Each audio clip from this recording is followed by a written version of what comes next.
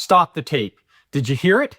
Trump called Canada a natural conflict. That's the tell and the setup for why this deal was always theater.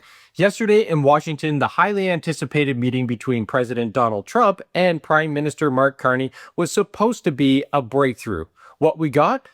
A balloon full of hot air and a man-child looking for applause. Seriously, Carney flies all the way to the White House to talk tariffs, trade, and Canada's tanking exports, and leaves with the diplomatic equivalent of a participation ribbon. So the question is Canada any better off because of this meeting? Or was it a complete waste of time?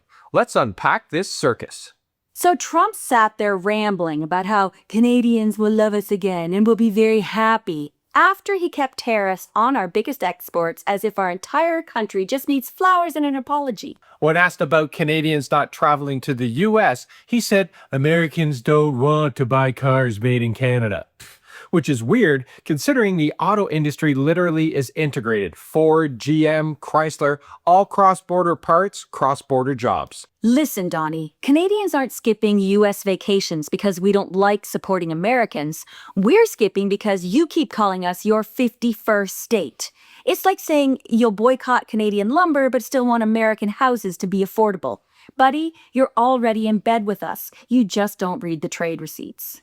Carney tried the talk sense to a toddler strategy, flatter him first and then slip in facts. Right, calling Trump a transformative president. In other words, if he stroked the ego, maybe he won't slap a tariff on your face before dessert. Carney tossed out the line about Canadian companies could invest trillions if we get our deal. But let's be real. Canada's already invested trillions. We're your biggest trade partner. Canada's been fueling American factories, supply chains, and energy projects since before Trump could spell deficit. And Trump just nodded, muttered more nonsense, and went back to inventing numbers. I brought in $17 trillion. It's like nobody else. 17 trillion? That's basically China's entire GDP. It's like saying, I invented gravity, and you're welcome. Sure, Don, and I'm the King of England. Meanwhile, Carney's sitting there nodding politely and probably calculating how many IQ points are leaving the room. He knows the truth. Canada has always been the U.S.'s biggest trading partner. Trillions already flow both ways. Trump just repackages reality, slaps his name on it, and calls it historic. And then came the moment that gave away the entire game, the tell. Trump asked why he couldn't cut a deal if Carney was such a great man. And Trump grinned and admitted, because I want to be a great man too. That's the cleanest, purest admission of the day. It's an admission that he knows Mark Carney is a great man, a world-class leader, in his own words, and he's craving the validation that Carney doesn't even have to ask for. Carney won the Oval Office meeting without ever raising a voice. He forced Trump to expose his need for approval. He exposed his policy chaos, and then he simply walked away. And yes, the tariffs are still on, but he secured the biggest piece of leverage possible, the $1 trillion investment carrot. Call it the Canadian rope-a-dope. Praise the showman, protect the country, and make him chase your number. Not a giveaway, but leverage for an ego-driven negotiator. So if everyone knew Trump wasn't going to make a real deal, then why even go? Because when the world's biggest economy is run by a chaos machine, you don't skip the meeting. You show up to control what you can. Carney knew there wouldn't be a breakthrough. This wasn't about policy, it was about damage control. He went to keep the relationship on life support, to stop the markets from panicking, and to remind the world that someone in North America is still capable of complete sentences. And he played it exactly right. He flattered Trump just enough to keep him from exploding on camera. He tossed out a golden bone to chew on and kept the real negotiations in the grown-up room with Dominic LeBlanc. Trump got his ego boost and Carney got stability. Well, at least for a few news cycles anyway. Because sometimes diplomacy isn't about winning. It's about walking away without setting anything on fire. Here's the thing. Carney didn't cave. He just kept the cameras calm. He's buying time while Trump digs his own economic hole. But let's call it what it is. This deal is still vaporware. There's no timeline, no tariff relief, and no plan. It's just another Trump production of the art of pretending to negotiate. Carney's job here wasn't to negotiate. It was to manage a volatile neighbor who runs on praise like it's rocket fuel. That's why he called Trump a transformative president. It wasn't admiration, it was strategy. You give the temperamental child a sugar pill so the rest of the adults can get back to work. Good boy, Donnie, good boy. And it worked. Trump strutted for the cameras, complimented Carney, bragged about imaginary trillions, and declared, Canada will love us again. And Carney went to stop things from getting worse. That was the goal, to protect our industries, our markets, and our sanity. And if that meant sitting through a 30-minute ego monologue in the Oval Office, so be it. You can't debate a man who thinks a handshake is a treaty and Twitter is diplomacy. Yep, Canada didn't come home with a deal, but we also didn't come home with new insults or a full-blown trade war. Sometimes, nothing is the win. So if Carney knew that this meeting wouldn't fix anything, what's he really waiting for? Time. The long game. He's not betting on Trump's cooperation. He's betting on Trump's collapse. The praise was strategic sugarcoating.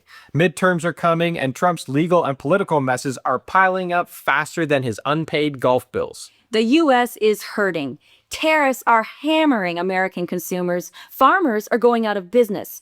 The government is shut down. Air traffic controllers are walking off shifts. And ICE raids are spreading fear through cities that once looked like a democracy, but are now occupied zones. And the National Guard is being deployed to all the blue states, creating a land of occupation. The Tax Foundation calls it the biggest U.S. tax hike since 1993. Congratulations, Trump, you played yourself. And Carney knows this, but instead of saying it outright, he's trying to manage the tantrum. He sends Dominic LeBlanc out to mumble about substantial progress, like a waiter apologizing that your meal might arrive in the next hour. Translation, we survived the meeting. Please clap. The only real solution won't come from Ottawa. It will come from the American people deciding that they've had enough of being held hostage by this circus. Because until that happens, Canada can't count on logic. We can only do damage control. And in the meantime, Carney has been busy building Plan B, cutting deals in Europe, expanding trade with Asia, and deepening ties with allies who still believe in actual governance. Think of it as economic insulation. The more Canada diversifies, the less leverage Trump has when he throws another tantrum. That's why you didn't see Carney snapping back at the podium. He knows Trump's attention span doesn't survive a commercial break. The real work happens after the cameras are gone. So after all that, are we actually any better off? Not really. There's no new deal, no tariff relief, no roadmap. Just another round of photo ops and inflated headlines. But we are better off politically. Carney walked into the lion's den and didn't get mauled. He held his ground, represented Canada with dignity, and did not take the bait. Which, honestly, is more than what most other world leaders can say after meeting with Trump. It's the kind of diplomacy that doesn't trend on Twitter, but it does actually matter to markets, investors, and our international reputation. Because the rest of the world just watched Carney keep his cool while Trump made up numbers, rambled on, and tried to turn the press conference into a pep rally from his golden throne room. He says there's natural conflict between our economies. But no, there's natural cooperation. You just turned it into a knife fight. The man talks about America first like he discovered nationalism yesterday. Meanwhile, Canadian factories are bleeding jobs while U.S. consumers pay his tariffs. It's not trade, it's self-harm with confetti.